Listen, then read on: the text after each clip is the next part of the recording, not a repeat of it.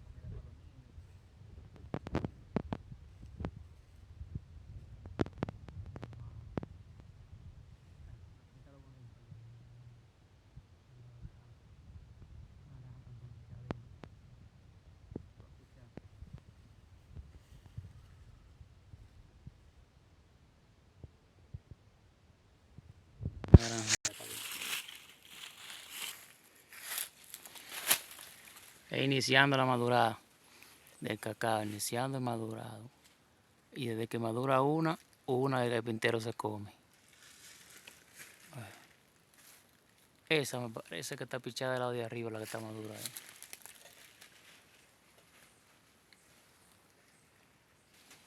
Bueno, ahora van a buscar mandarina.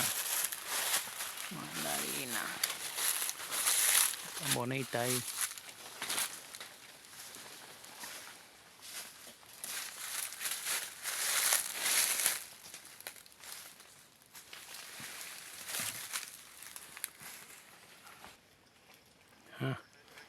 La mandarina. Pero la mandarina ellos no bregan mucho, pero sí.